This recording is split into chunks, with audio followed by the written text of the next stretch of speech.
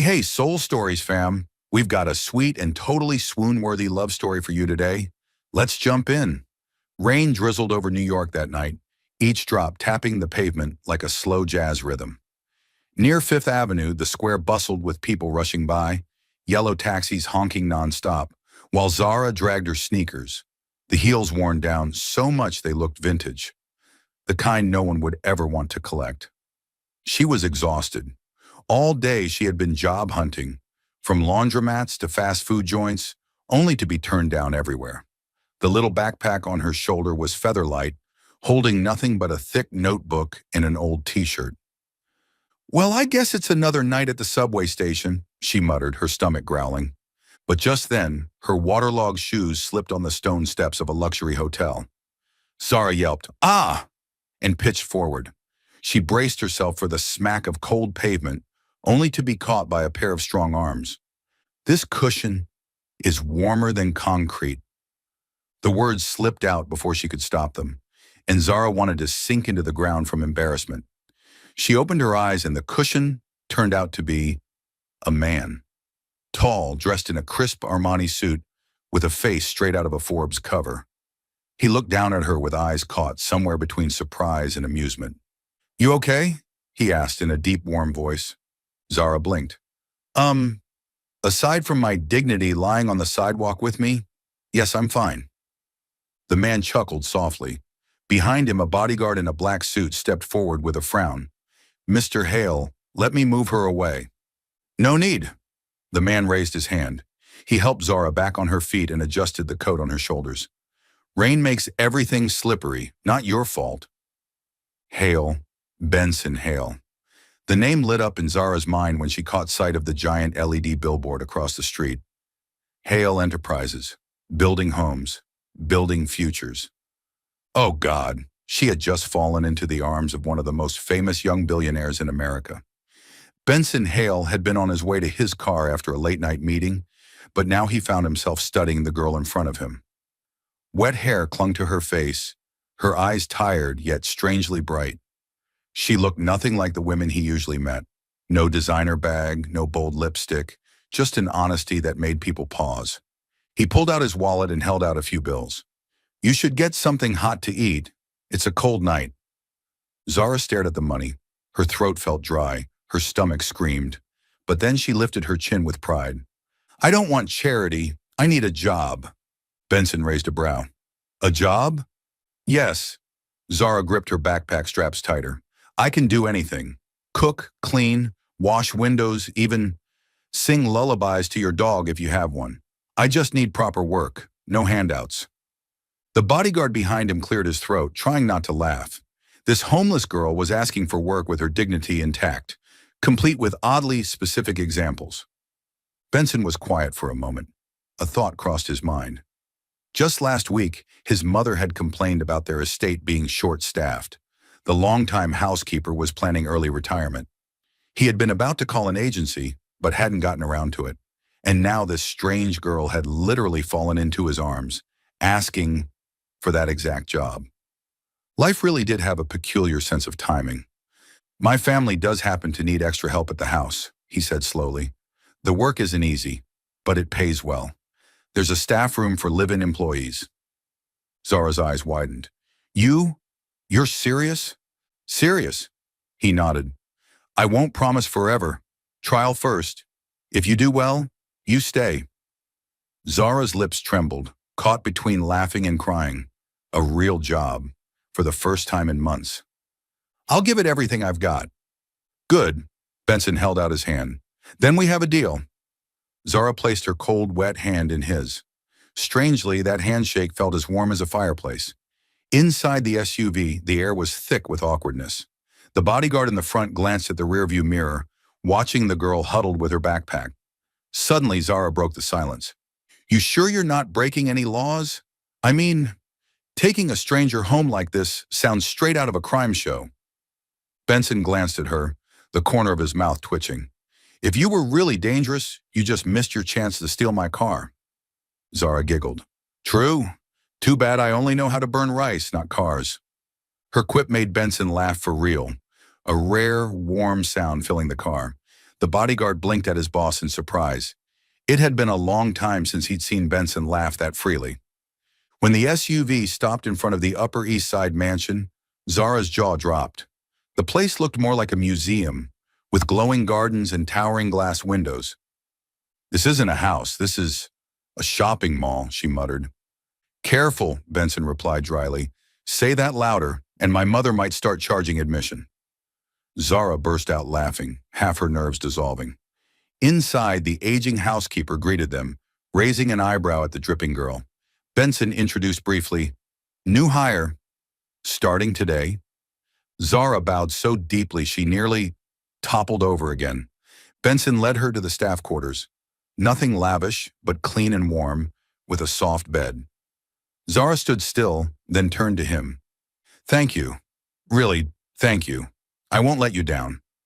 He gave a short nod. "Get some rest. Work starts tomorrow. And don't worry, you don't need to sing lullabies to any dogs. I don't own one." Zara covered her mouth, laughing. "Then maybe I'll sing one for you." Benson froze, eyes flickering in surprise.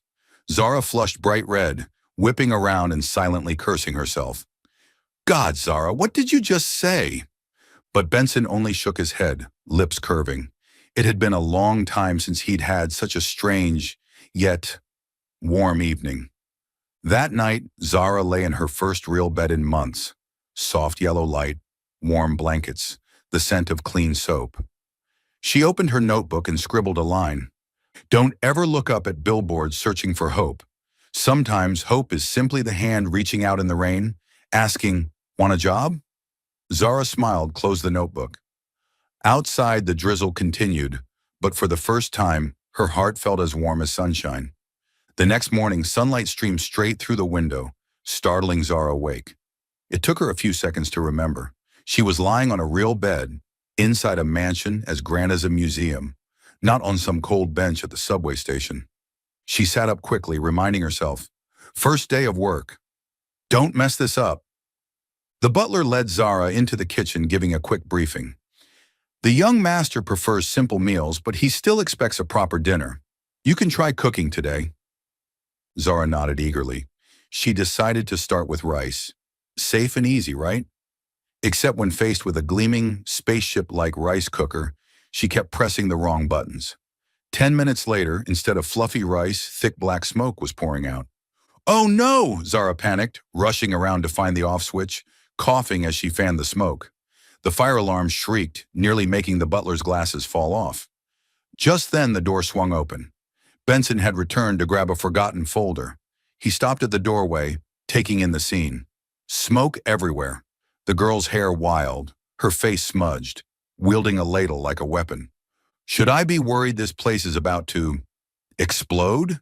he asked, half serious, half exasperated. Zara spun around, coughing. "I swear I was only trying to cook rice. Don't burn your house down." Benson froze for a second. Then he laughed. A genuine laugh, deep and warm enough to make Zara stand there in shock. "Give me another chance," Zara blurted, eyes blazing with determination. "I'll make something else. I can actually cook." Benson folded his arms, leaning against the doorframe. "I want to see it with my own eyes." Zara immediately pulled chicken and vegetables from the fridge, marinating them with garlic, pepper, lemon, and honey. When she dropped a few carrot slices on the floor, she improvised. "I was just testing how sharp the knife is." The butler turned away, shoulders shaking from suppressed laughter. Slowly, a rich aroma filled the kitchen. Tangy, sweet, and warm. The smell of burnt rice faded, replaced with something that made stomachs growl. When Zara finally served honey lemon chicken with roasted veggies, she was nervous. "If you don't like it, I'll eat all of it myself. Consider it self-punishment." Benson cut into the chicken with his fork and took a bite. Silence stretched. Zara held her breath. At last, he looked up, the corner of his lips curving. "Better than what I had at the restaurant yesterday." Zara's eyes widened. "You're not joking?" "No," he said firmly. "If you keep cooking like this, I might get too lazy to eat out again." Zara blushed while the butler gave a subtle nod of approval. "Seems we may have found our new cook." That evening, as Zara was cleaning up, Benson came back to fetch a glass of water. He paused at the doorway, watching her fuss with the dishes. You did well today, he said. Zara turned, smiling sheepishly.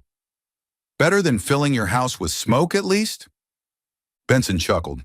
At least this time, I got to eat. They both laughed, the tension melting away.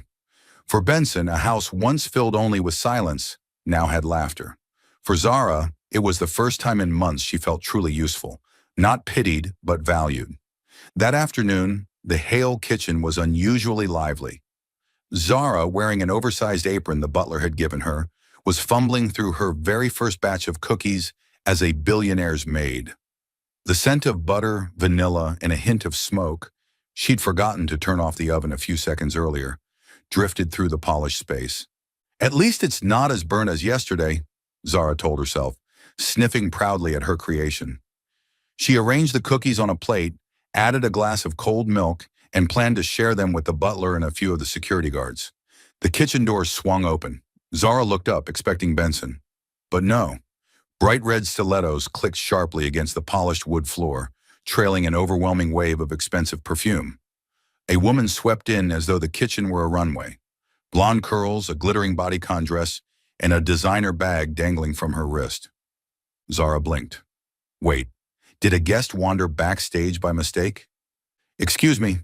The woman's voice cut through the air, cold as glass, paired with a raised brow. Who gave you permission to be in this kitchen? And wearing that? Her gaze flicked Zara up and down, stopping at the flour-smudged apron. Zara scratched her head sheepishly. Hello. I'm Zara. Zara? The woman sneered. Sounds as cheap as that budget clothing brand. Zara just nodded cheerfully. Yep, Zara. Not the brand, though, just me. The comeback caught the woman off guard. She planted a hand on her hip, eyes sweeping the kitchen. Let me ask again. Who are you and why are you in Benson's house? Oh, I'm the maid, Zara answered honestly. I just started yesterday. Benson, Mr. Hale, gave me a trial job. The moment Benson's name slipped out, the woman's eyes flashed sharp as a blade. I'm Juliet, Benson's girlfriend. The words rang with territorial claim. Zara's eyes widened. Girlfriend? Oh, so this was exactly like the stories the women at the shelter used to whisper. Sooner or later, the rich guy's model girlfriend shows up and Cinderella gets kicked to the curb. Still, Zara smiled and held out the plate of cookies. Would you like to try one, Juliet? I just baked them. Juliet looked at the plate as though Zara had offered her dirt. You think I'd put that cheap sugar flour mix in my mouth? I eat at Le Bernardin, not some maid's kitchen. Zara awkwardly pulled the plate back, muttering, Well, I've never eaten at Le Something, so I wouldn't know the difference. Juliet laughed scornfully, then flopped into a chair. Do you really think Benson would care about some homeless maid? Don't kid yourself. You're just filler. Understand? A gap I haven't had time to close yet. Zara's eyes went wide. Filler? You mean like cement? The butler, walking in, nearly choked, holding back laughter.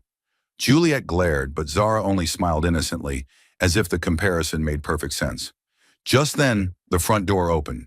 Benson walked in, sleeves rolled up, fresh from a meeting. He froze at the sight. Juliet perched grandly at the kitchen table, Zara standing nearby with flour still on her cheek. Benson, Juliet cried, her voice pitching high. Do you know what I found? Some strange girl in your kitchen, parading around in an apron like she owns the place. What's going on? Benson glanced at Zara, then at Juliet. His answer was simple. She's new staff. I hired her. Juliet stiffened. You hired her? As a maid? Yes. Benson poured himself a glass of water, completely calm. The house needed help. She can cook. Cook? Juliet nearly screamed. Are you serious, Benson? You, one of the most successful CEOs in America, brought a subway rat home to be your maid? Zara raised her hand timidly. Actually, I didn't pick through trash. I only slept in the subway station. The butler hurried to wipe the counter, hiding his laughter. Juliet glared at Benson, her voice sharp. What's your angle here? You plan to humiliate yourself in front of high society with this charity case? Benson sipped his water, unbothered. I just need someone to manage the house. Nothing more. Juliet's jaw clenched. She had expected him to soothe her, to say, "This is temporary. Don't worry, you're the one I love." Instead, his silence was cold, firm. You're not even going to defend me against this bargain bin competition? Juliet spat, pointing straight at Zara. Benson set his glass down, eyes like steel. There's no competition here. Juliet, you're overreacting. The words hit Juliet like ice water. She was used to being indulged, used to Benson's politeness. But tonight he didn't defend, didn't flatter. Only that unyielding coldness. Her anger boiled over. Fine, play your little game. But don't blame me when the whole city hears Benson Hale is keeping a maid as his mistress. Zara panicked. Wait, what? No, that's not true. I swear, I only got here yesterday. I can't even turn on the rice cooker yet. Enough, Zara. Benson's voice cut low, steady. He turned to Juliet, gaze sharp as a blade. You're insulting someone who works in my house. If you came here just to cause trouble, you should leave. Juliet froze. Benson had never spoken to her like that. Fine. She tossed her hair, heels clacking as she stormed out. You'll regret this. The door slammed shut. The kitchen fell quiet again, filled only with the lingering scent of cookies. Zara swallowed hard, murmuring, Did I mess something up? I didn't mean to. Benson sighed, arms folding, eyes distant. It's not your fault. Juliet's always been that way. The butler cleared his throat softly, then slipped out, leaving the two alone. Zara glanced at the plate of cookies, then nervously offered them again. Would you try one? I promise they're not burnt this time. Benson's eyes flickered.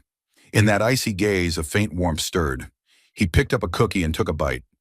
Silence, then the corner of his lips lifted slightly. Better than I expected. Zara let out a huge breath, grinning. So that means, I still have my job? Yes, Benson replied, his voice low but certain. You still have your job. That night, Juliet stormed out of the mansion in fury.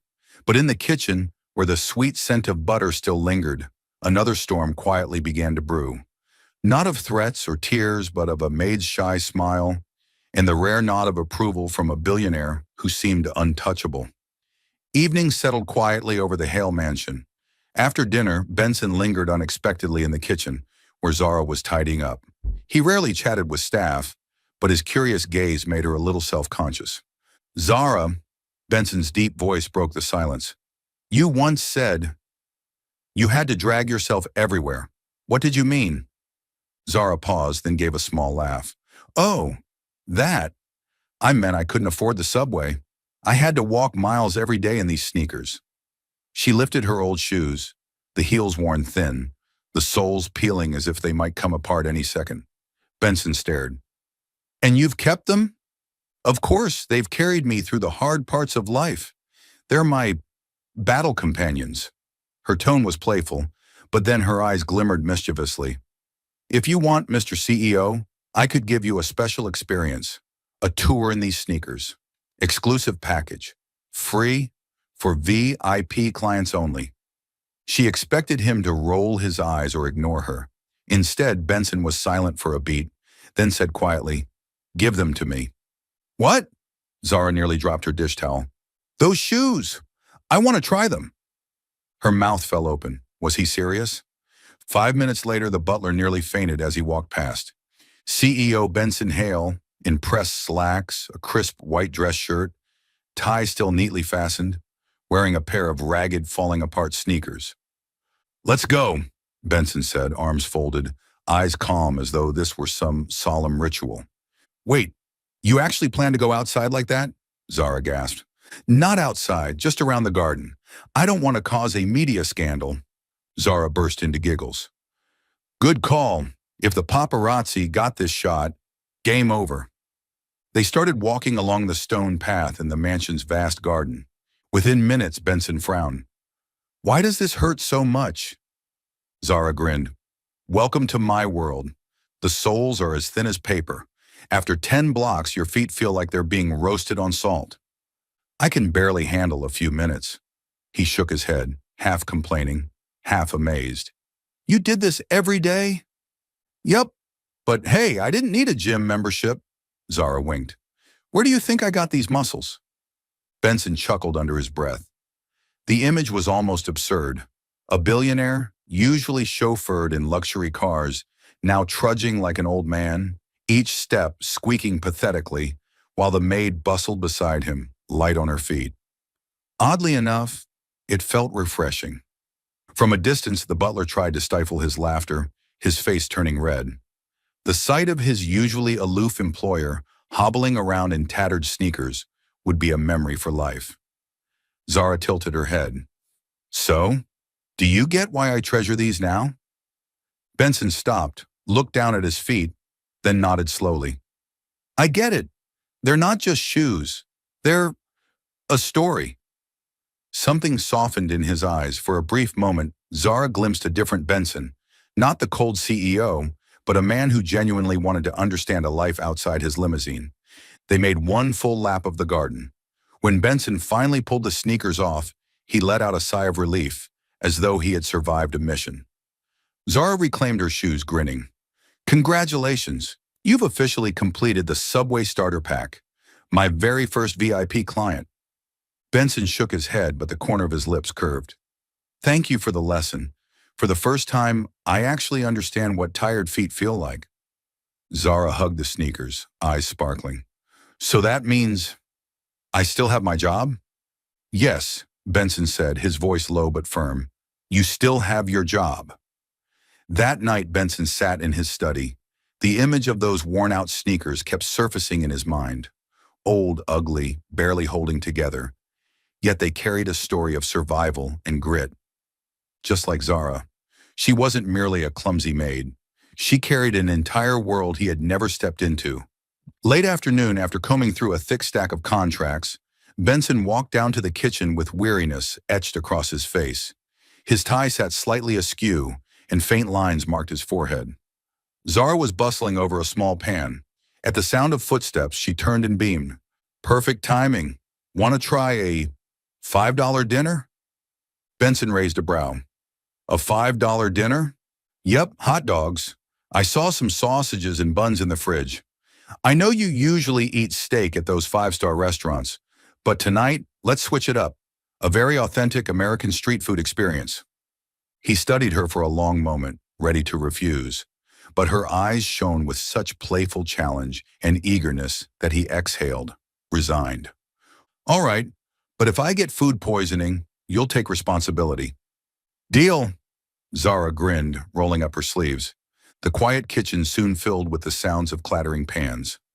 Zara fried the sausages, toasted the buns, and added onions, ketchup, and mustard. She chatted as she worked, words tumbling out like steam from the pan. You know, hot dogs basically kept me alive those months at the subway station. $1 got me something simple. If I was lucky and found a good cart, I figured the universe was looking out for me. Benson leaned against the counter, silently watching. Her hands were clumsy yet quick, her hair a little messy, but her eyes glowed. Somehow the scene made his grand kitchen feel like a real home. Zara placed a steaming hot dog in front of him, slightly crooked, but piled high with toppings.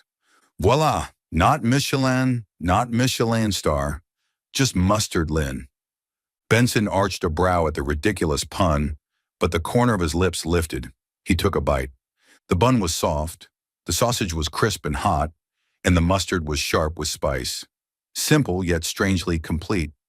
He chewed in silence for a few seconds before murmuring, almost surprised, "This tastes better than fine dining." Zara's eyes went wide, then she burst out laughing. Did I hear that right?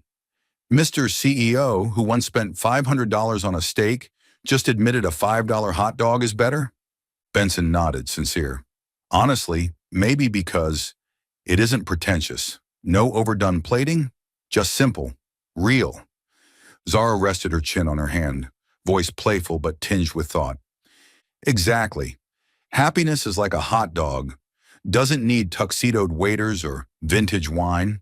Just something warm, at the right moment, with someone to laugh beside you. Benson found himself staring at her a little too long. Something about those words tugged at him, How long had it been since he'd had a meal that felt this comfortable? Zara munched away, still talking between bites. When I was little, my dad used to take me to the hot dog cart near his work. We'd eat and race to see who finished first. I always won, but really, he slowed down on purpose just to make me happy. She smiled, but her smile carried a shade of nostalgia. Benson tilted his head. Your father, he must have been a good man. He was. He taught me joy doesn't come from fancy things. It's in the moments you share with someone. Too bad. I lost him too soon. The air grew quiet. Benson wanted to say something, but Zara broke the heaviness with a grin. At this rate, you'll lose to me. I'm talking and eating faster than you. He chuckled, shaking his head. I don't think I've ever competed in a hot dog speed race. Well, now you have. Welcome to Zara's world. When they finished, the paper plates streaked with sauces, Zara leaned back and patted her stomach. See? A $5 dinner, but it warms you up like a wedding feast? Benson folded his arms, eyes softening. Maybe. You're right. Happiness doesn't have to be complicated. Zara squinted mischievously. See? I don't just cook. I philosophize. I should probably start charging extra. Benson laughed, the sound low and warm, echoing through the vast kitchen. It had been a long time since he'd laughed this much. Later that night, as Zara cleaned up, Benson lingered with a cup of coffee. Her words replayed in his mind. Happiness is like a hot dog, warm, timely, and shared with someone who makes you laugh. And for the first time in years, something inside him felt lighter. Perhaps amid contracts, stocks, and extravagant banquets, it took a clumsy maid with a street hot dog to remind him of life's simplest truth. That afternoon, sunlight streamed through the tall glass windows, spilling across the polished marble floors of the Hale mansion. In the back garden, Zara hummed softly to herself as she carried a basket of table linens out to wash. She felt oddly lighthearted. Never in her life had she imagined she'd become a maid in a billionaire's household. It sounded ridiculous, but at least here she had a warm bed, 3 meals a day, and a real job to do. She was hanging the linens on the line, still dripping with water, when the sharp clack of heels echoed behind her. The heavy scent of perfume arrived even before the woman did. Well, well, a biting voice sneered. This scene suits you perfectly, hanging laundry like the servant you really are. Zara turned. Juliet stood there in a body-hugging dress, heavy makeup painted on, a pair of dark sunglasses perched like a crown atop her head. Zara froze for a beat, then still managed a polite, "Hello, Juliet." Juliet folded her arms, eyes scanning critically.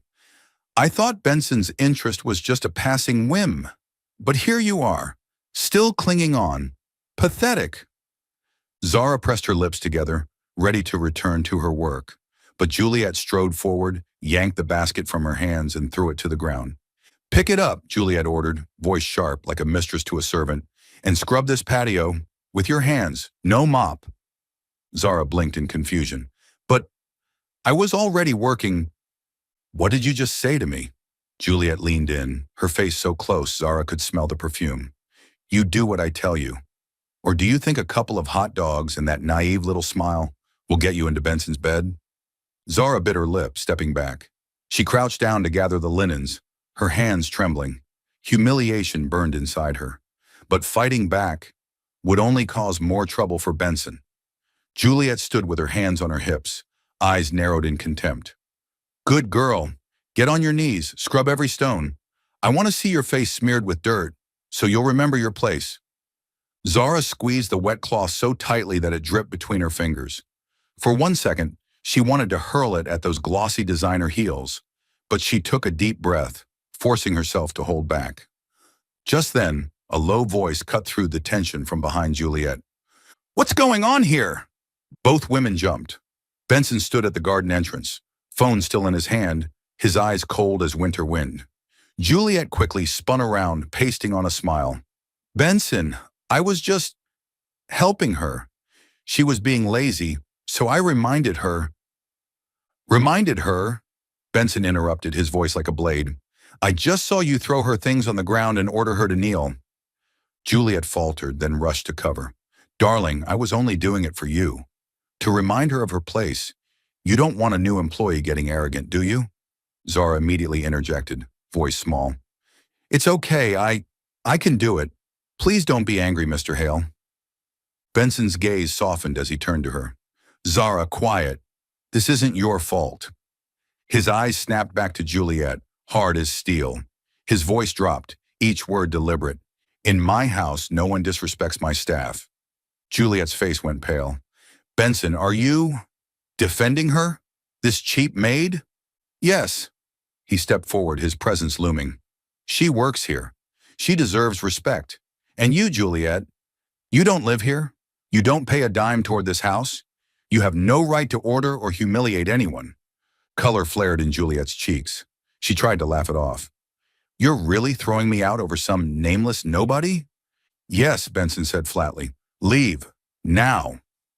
Juliet's jaw dropped. In all their years, Benson had never spoken to her so bluntly. You'll regret this, she hissed, eyes blazing, before storming off, her heels striking the stone path like gunshots. The garden door slammed shut.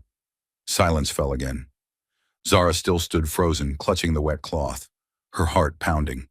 Mr. Hale, I'm sorry, I didn't mean to cause trouble. Maybe I should quit before... No. Benson's reply was instant, firm. His gaze steadied on her, calm but unyielding.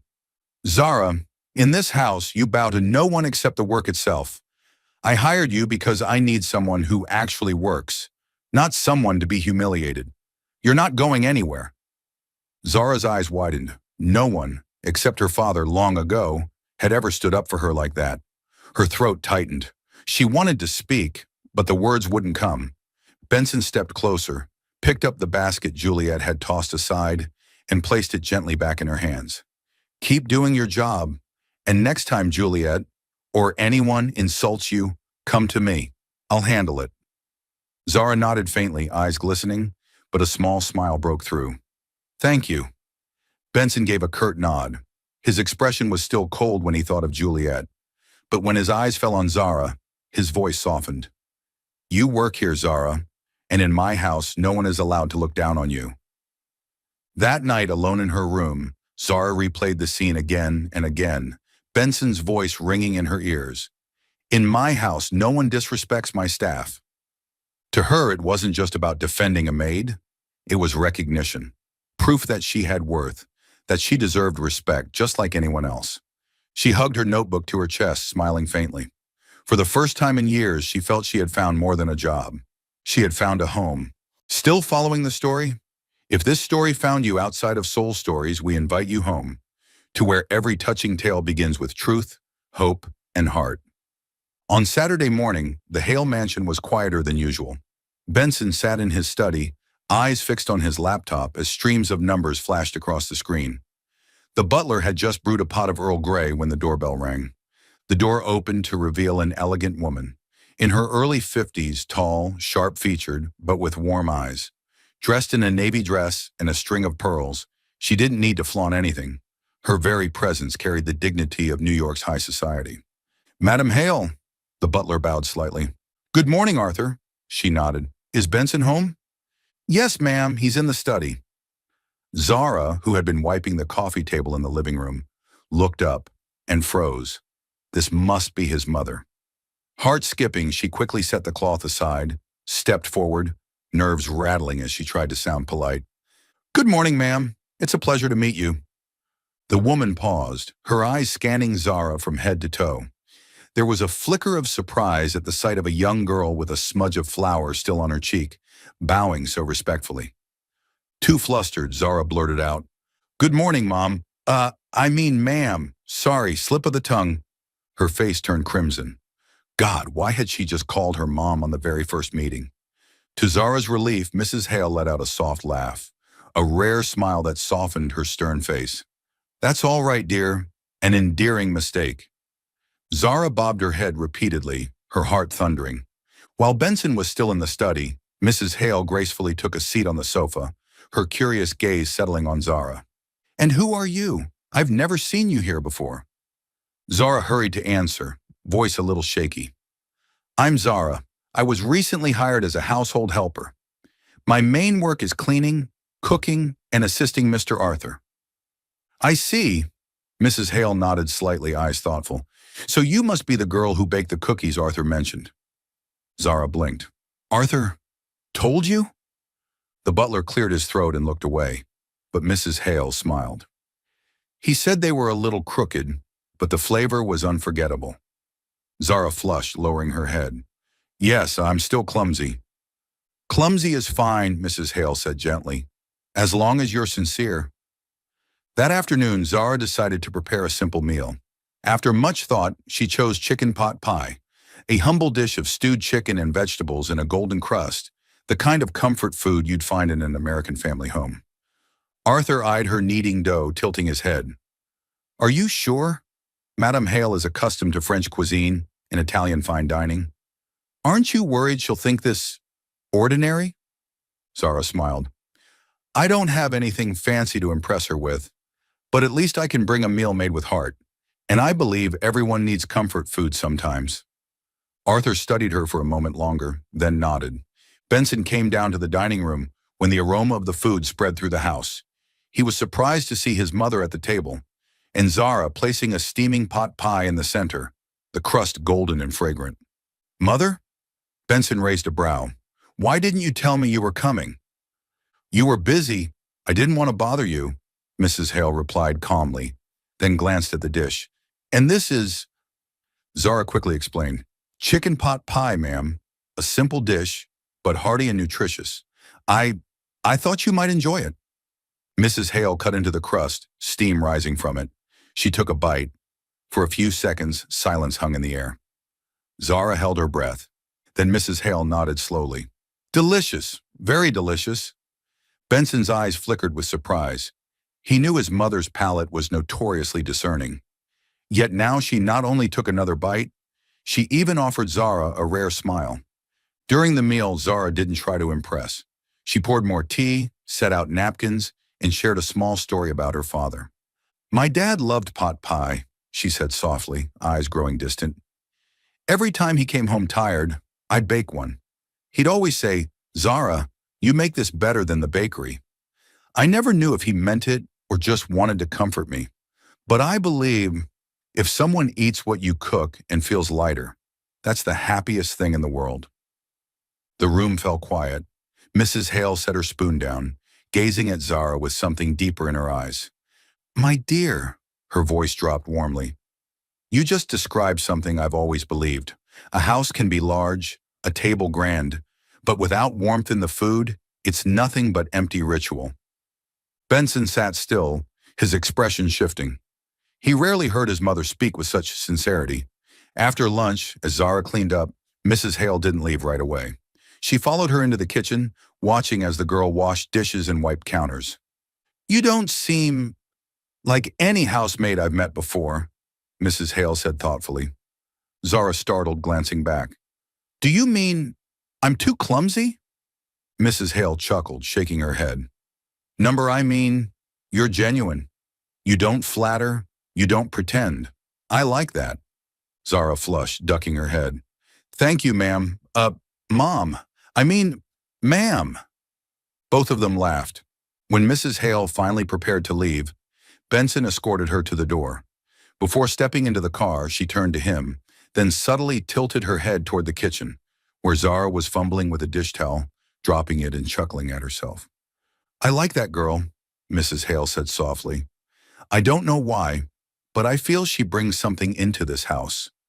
Something you've been missing for a long time. Benson didn't reply. His eyes lingered on Zara from afar, watching her clumsy, endearing movements. He sighed, though the corner of his lips tugged upward in the faintest smile. Late at night, the kitchen was quiet. Benson carried in a stack of media proposals and laid them on the table. The cover read in bold, Hail, Future Towers. He poured himself a glass of water, hesitated for a beat, then called softly, Zara, could you help me with this as just a regular person? Not as staff, not as an expert, just someone passing by who happens to see this campaign. How would it feel? Zara, still peeling an apple, looked up. You mean, like I just passed a billboard or scrolled past an ad, and then give my honest reaction? Exactly. I need an outsider to be blunt. She wiped her hands and perched on the edge of a chair. Benson pulled up the first slide, a glass tower shot from below, gleaming with the slogan, "Build up your life." First impression? He asked. Zara stared for a few seconds, then shrugged. Pretty, but cold. I feel shut out. Like the building is saying, if you want to reach me, crane your neck higher. If I were someone just worrying about this month's rent, I'd scroll right past. There's nothing that says, this is mine. Benson fell quiet. What would you want to see instead? Something at eye level, Zara said slowly. A window lit up, a warm kitchen lamp, wet shoes left by the door, a dish towel hanging by the stove. Things that whisper, people like you live here. He clicked on the slide labeled Key Message. The words appeared, Dream high. We'll take you higher. If people are already tired from climbing, Zara said with a faint laugh, they don't want to go higher. They want to stand steady, to breathe. If you were writing from that feeling, Benson asked, what would you say? Zara asked for a pencil and scribbled on the margin. Home is where you can breathe easy. Don't make me look up. Open the door and let me in. The key, not the fine print. Fine print? Benson frowned. Hidden fees, tricky terms, Zara explained. The biggest fear for low-income buyers is being trapped. Price sheets with loopholes, customer hotlines that never answer. If you want their trust, say it out loud. Every fee printed big, a 24/7 hotline answered by a real person, and tours that walk straight into the kitchen. Why the kitchen? Because the kitchen is the heart of a home, Zara smiled. Showrooms love to show off the living room, the sofa, the view. But ordinary people want to know, can this kitchen fit a big pot? Is there a place to hang a towel? Does the light feel warm at night? You're selling the feeling of living, not just square footage. Benson nodded, flipping to the customer persona slide. Stock photos of a grinning couple in suits. Let me make it real, Zara said, jotting notes beside the images. Maria, night shift worker, single mom, loves cheap chili that fills you up, needs space to hang baby clothes every evening. Deshaun works 2 jobs, loves basketball, and has to get home by 9:30 p.m. to read to his little sister. Add habits, smells, schedules, then the characters have a heartbeat, she said, and when they have a heart, they'll listen. Benson's pen froze as though he'd just stumbled on a true insight. And the name Future Towers? Pretty but distant, Zara replied. Try Warm Lights, because everyone understands the joy of coming home to see the lights on. She flipped the cover and wrote, Warm Lights. Home starts at eye level. Turn on the light. I'm home. Benson fell silent for a long moment, then broke into a smile he couldn't quite hide. This is the first name in weeks that actually makes me want to come home early. To eat a $5 hot dog, Zara teased. To fix the whole campaign, he answered evenly. They both laughed. Benson circled back to his original question. If you were scrolling and saw a 15-second ad, what would make you stop? The click of a light switch, Zara answered instantly. Then warm light spilling over a small kitchen, a voice saying, have you climbed high enough to strain your neck? Come back down to eye level. And at the end, a pair of hands dropped keys on the table beside a steaming bowl of soup. Logo fades in, big and clear. No hidden fees, ever dot. And how would you feel after watching? Invited, she emphasized. Not lectured, not judged. Just kindly invited. Benson leaned back, his eyes softening. Thank you. That's exactly what I needed. An honest passerby's heart. Zara shrugged. I only said what I used to want to hear back when I was walking back to the shelter. He studied her, voice dropping. You still carry those days in the way you see things. Yes, Zara smiled faintly. And I write them down. She slid her battered notebook toward him. Slogans I scribbled back in my unfinished communications classes. But the spark never went out. Benson flipped through the pages, reading lines that were raw but striking. He looked up, eyes full of respect. Zara, these could be the emotional backbone of the entire campaign. I would like to invite you to join the user testing group as the voice of the audience. And if you want to return to school, I'll support your decision. No conditions, no strings, Because the right person should be in the right place. Zara was silent, the kitchen's golden light washing over her face. I appreciate that you listened to me as just a person. As for going back to school, I want to, but slowly. I need to stand steady first. Benson nodded, not pressing. Then go slow. I'll be here. Keeping the lights on. Zara's eyes shimmered, a small smile breaking through. Then I'll try to write words as warm as a kitchen lamp. And I'll make sure the fine print disappears, he said, half joking, half serious. They packed away the papers. Just before leaving the kitchen, Benson glanced back. Thank you for helping me feel this campaign, in every sense. Tomorrow, I'll present the revised warm lights to the team. If you're free, drop by the meeting, as our passerby. Zara hugged her notebook and nodded. When the door closed, she scribbled one last line in the margin. If you want ordinary people to listen, don't speak high. Speak warmly. She set the pencil down, eyes lingering on the kitchen lamp. Warm, real, and close enough. Exactly at eye level for those still finding their way home. That afternoon, the atmosphere in the Hale mansion was heavier than usual. Benson had just returned from the construction site, his tie loosened and his shirt still dusty. He hadn't even stepped into his study when a familiar gravelly voice called from the living room. Benson, we need to talk. His father, Richard Hale, sat upright in a leather armchair, a glass of whiskey swirling in his hand. His expression was stern, pale blue eyes calculating. You've delayed the engagement with Juliet again, Richard said bluntly. You know how crucial the contract with the Udo family is. One marriage, Benson, and everything falls into place. Their empire joined with ours, construction and media. Our dominance will be steel solid. Benson set his briefcase on the table, his voice calm but edged. I've told you many times, I don't love Juliet. I will not marry her. Love, Richard let out a scornful laugh. Love doesn't build empires. Contracts do. Juliet may not be your type, but she brings wealth and backing. You're running dozens of projects. You need that power. Benson's fists clenched. I'm not a project, Father. I'm your son, a human being. I won't sell my life for a contract. The air in the room thickened. In the kitchen, Zara had been wiping down the counter. She froze as she caught their words. Her stomach twisted. They were fighting because of her. Juliet, the Udo deal, the contract, all circling back to the maid who didn't belong. Heart racing, she tugged off her apron. I need to leave before I cause more damage. Son, Richard lowered his glass, his voice cold as steel. You're letting some nameless girl with no family insert herself into your career. Juliet has been in tears with your mother. Soon the whole city will gossip. Benson Hale, New York's brightest CEO, threw away a strategic alliance for a maid. Benson narrowed his eyes. If that's what you call strategy, I don't want it. You'll regret this, Richard's voice thundered like a gavel striking wood. You're gambling away this company's future. I built this empire with blood, sweat, and tears. All you need to do is sign a paper, marry Juliet, and the empire stands unshaken for 30 more years. How can you be so foolish? Benson rose to his full height, his voice low, steady but charged with fire. I won't be a puppet, not for the Udos, not for you. I am not a business project.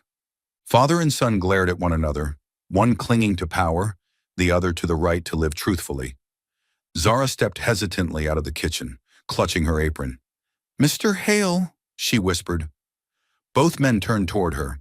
Benson's eyes flickered with alarm, but Zara lowered her head and rushed out. I'll leave. I don't want to bring trouble to your family. Please rest assured, I'll pack tonight. Zara, Benson cut in sharply. His voice rang with fury as he turned to his father, eyes blazing. Do you see? This pressure you're forcing is humiliating her. You're not only trying to control me, you're driving an innocent woman out of this house. Enough. Zara bit her lip, trembling, unable to speak further. Richard's brows arched.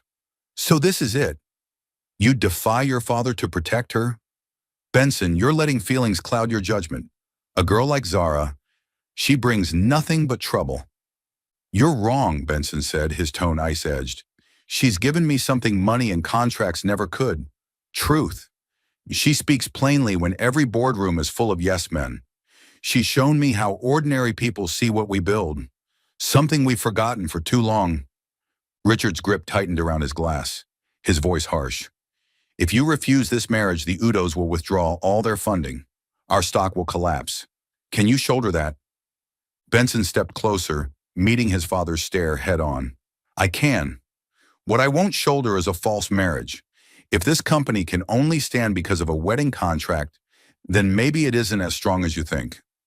The tension was suffocating. Richard shot to his feet, his face crimson.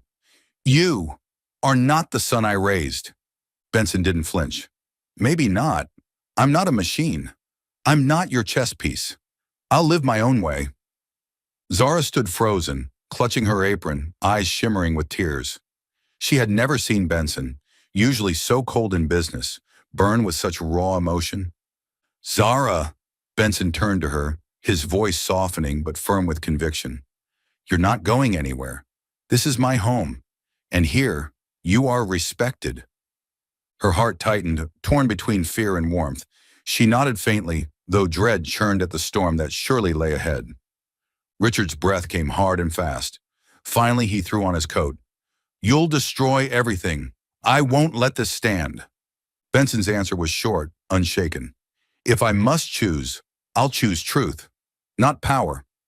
The slam of the door echoed like a judge's final decree. The room fell silent. Benson sank into a chair, weary but with eyes still ablaze. Zara hovered behind him, whispering, You shouldn't defy your father because of me. Benson lifted his gaze, his deep eyes locking on hers. I'm doing this for myself, because we deserve to live honestly, not as pawns in someone else's game. Zara bit her lip, tears spilling freely. For the first time, she began to believe. Maybe she was more than just a maid in this house. Monday morning, Hale Tower buzzed with unusual commotion. Benson's phone rang nonstop, his screen flooded with messages. He frowned, stepping out of the elevator, when his assistant rushed over, pale-faced. Sir, Juliet is live streaming. The entire internet is exploding. Live streaming? Benson tilted his head. The assistant held up a phone. On screen, Juliet sat in a lavish bedroom, draped in a blazing red dress, lips glossy, voice shrill and sharp. You all need to know the truth. Benson Hale abandoned me, his official fiancé, for some homeless tramp. Yes, a homeless maid, a gold digger. She pretends to be pitiful, pretends to be helpless, just to live in his house, cooking, smiling stupidly. And now she's trying to steal my place. Doesn't the Hale family deserve better than this? Her voice grew more frenzied, her gestures wild. Every distorted expression is broadcast in crystal clarity. Benson sighed, shutting off the phone. Pathetic. Back at the Hale Mansion kitchen, Zara sat frozen, her cheap phone trembling in her hands. Comments streamed across the screen. Wait, did she just call her homeless? ITF.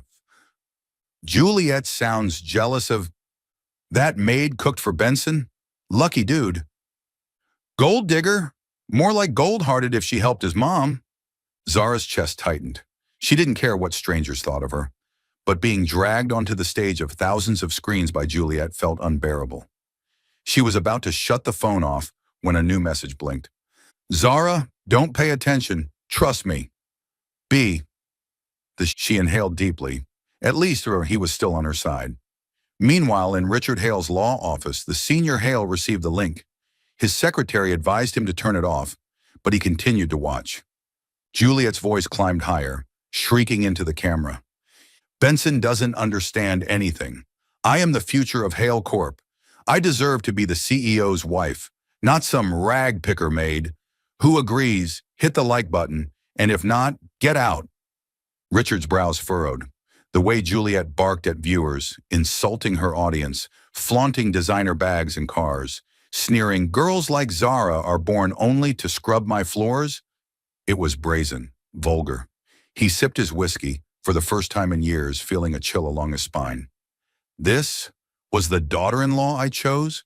The live stream dragged on for nearly 40 minutes. With every passing minute, Juliet's arrogance lay bare. She mocked, she ranted, She showed the ugliest version of herself, and the internet devoured it. That evening, Benson returned to the mansion. Zara still sat at the dining table, dark circles under her eyes, her battered notebook resting on her lap like a fragile shield. "You saw it, didn't you?" she whispered. "I did," Benson said, settling opposite her. His voice was steady, firm. "And so did everyone else. It wasn't you. She exposed herself." Zara bit her lip. "But I don't want your family's name dragged through the mud because of me." Benson shook his head, eyes locking on hers. "Honor isn't lost because of a woman who scrubs floors. Honor is lost when we prioritize arrogance over protection, and I won't do that." The words wrapped around her like a blanket, warming the fear in her chest. At the same time, in his office, Richard Hale placed his phone down after watching the full cut of Juliet's tirade. He sat in silence for a long while. Finally, his secretary asked softly, "Sir, shall we spin the coverage? Push the narrative in Juliet's favor?" Richard waved a hand, his voice low. "The more we push, the more it unravels. Juliet is unworthy." It was the first time he admitted it aloud. That night, the news cycle replayed clips of Juliet's meltdown. Anchors smirked as they asked, "Billion-dollar wedding or a circus?" The public now questions whether Juliet Udo is truly fit for the Hale family after her on-air tirade against employees and the homeless. At the mansion doorway, Benson leaned against the frame, watching Zara rinse dishes in the kitchen sink. His voice was quiet, steady. "See? Truth has its way. I don't need to defend us. Juliet unmasked herself." Zara looked up, worry still flickering in her eyes. But inside, a small flame burned. For the first time, the world wasn't laughing at her. For the first time, they seemed to be on her side. That morning, the top-floor boardroom of Hale Tower was strung tight as a bow. On the glossy walnut table lay neat stacks of contracts, proposals, and draft agreements. At the head of the table, Chief Udo, a heavy-set man in a wine-colored suit, rapped his gold ring against the wood with sharp impatience. "Richard," he boomed, "you know the terms. Juliet and Benson's marriage seals our alliance. No wedding, no contract. Simple." Richard Hale, his silver hair combed back, his face as cold as granite, sat upright in his chair. Around the table, senior directors exchanged nervous glances, beads of sweat collecting on their brows as if they were soldiers awaiting a sentence. A long silence.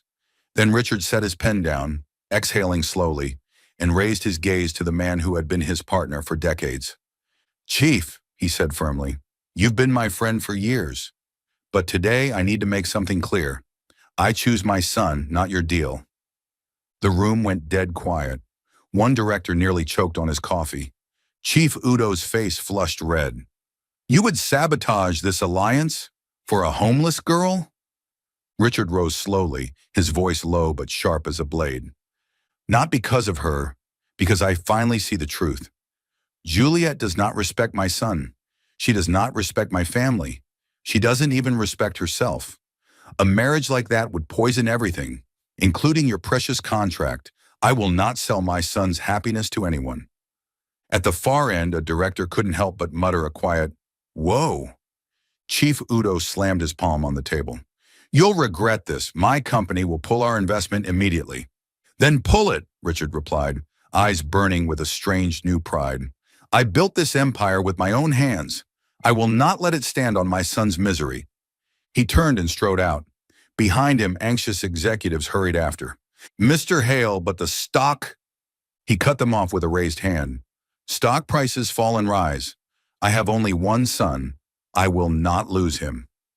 That afternoon, Richard returned to the mansion. The house was oddly still. Entering the living room, he found Benson standing at the window, while Zara fumbled nervously with a suitcase in the corner. She spun around, startled. Mr. Hale." Richard froze at the sight of the suitcase. "Where are you going?" Zara lowered her eyes, voice small. I don't want to cause more trouble. I know the Udo contract matters. If I leave, things will be easier." A pause, then to her shock, Richard let out a dry laugh. "You think I'd choose a contract over my own son?" Benson turned, startled. Zara stared, wide-eyed, unable to believe her ears. Richard stepped closer, pressing his hand on the suitcase lid, which shut it. I just walked away from that contract. Chief Udo stormed out in fury, but for the first time in years, I feel at peace. You really did that? Zara whispered. Yes, he nodded. Because I finally understood. Love and respect are the only true foundations, not contracts, and because my son deserves to live happily, not as a pawn. Zara's small hands tightened. Her heart trembled. For a moment, it was as if she were hearing her own late father speak. Tears threatened, and she quickly wiped them away. Child, Richard said softly, his voice uncharacteristically gentle, you made me see Benson smile, truly smile, something I had forgotten how to notice. So, don't go anywhere. Stay, as part of this family.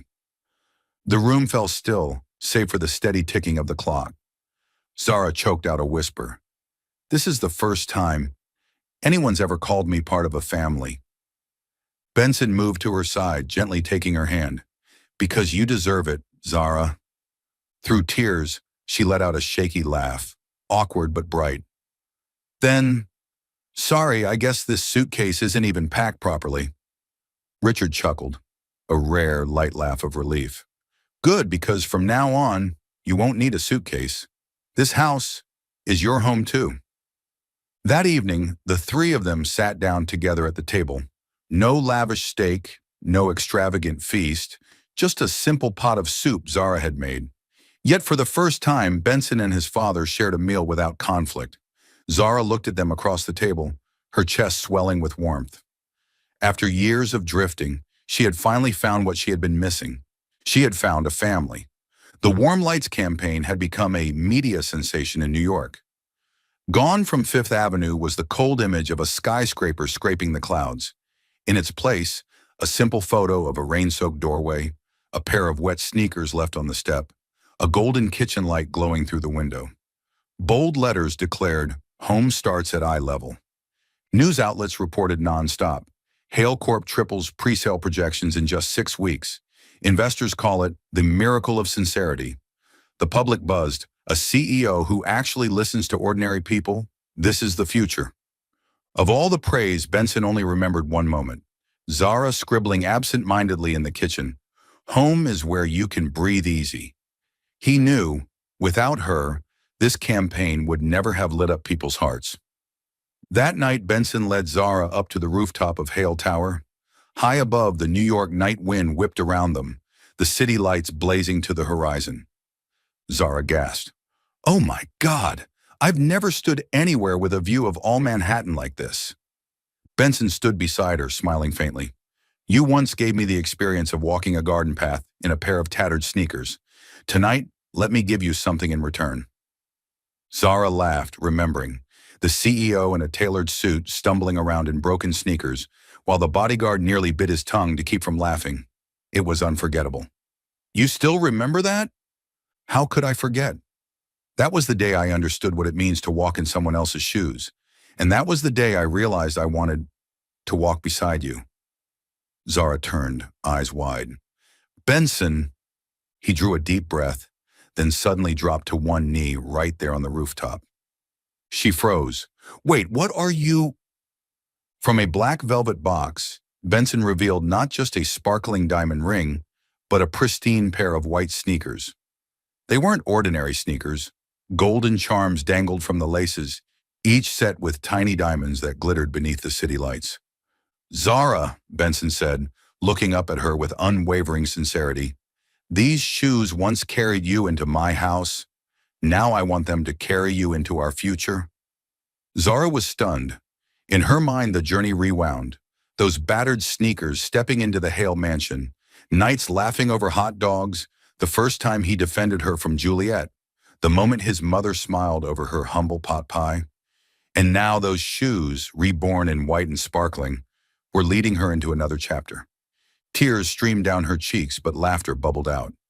You are ridiculously romantic. Then let me be ridiculous. Benson's voice turned rough. Will you say yes? Zara burst into tears, nodding repeatedly. Yes. 1,000 times, yes. He slid the white sneakers onto her feet, then slipped the ring onto her finger. Zara looked down, half laughing, half sobbing. Oh, God! Who proposes with shoes? I have to tell the world about this. Tell them, Benson chuckled. Let them know a pair of sneakers brought a homeless girl into the heart of Hale Corp. Zara threw her arms around him, clinging to him in the rooftop wind, the city glowing below. For the first time in her life, home wasn't a faraway concept. It was here, warm in his arms, bright in his smile, and sparkling in the diamond-studded sneakers carrying her into their future. 2 springs later, Zara stood in a white graduation gown, the diamond-charmed sneakers on her feet sparkling under the sun. Her communication degree trembled in her hands, but her heart was steady. Down in the crowd, Benson held up a handmade sign. Proud of you, Warmlight. Zara burst into laughter through her tears. This wasn't just a diploma, it was the revival of a dream once deferred. From that day on, she balanced supporting Benson with Hale Corp's communication strategy while nurturing a dream of her own. Warm Voices, a nonprofit that taught storytelling skills to the poor, the homeless, and immigrant workers. The tiny office near the subway station buzzed with the clatter of keyboards and the smell of cheap coffee. Yet every story written there lit up like a flipped switch. Meanwhile, Benson became a media phenomenon known as the CEO who married his maid.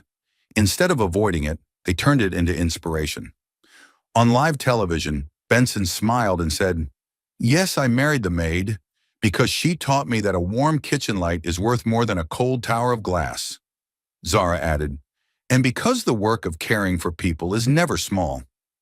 The audience rose to their feet in thunderous applause. And Juliet, after her spectacular fall, she was forced to work for real. No gowns, no live streams flaunting designer bags, just a desk job at an ordinary advertising agency. The first time she received sharp feedback from her boss, she bit her lip and endured, rather than screaming. A year later, Juliet quietly attended a Warm Voices workshop, sitting at the back of the class to write her 100 words.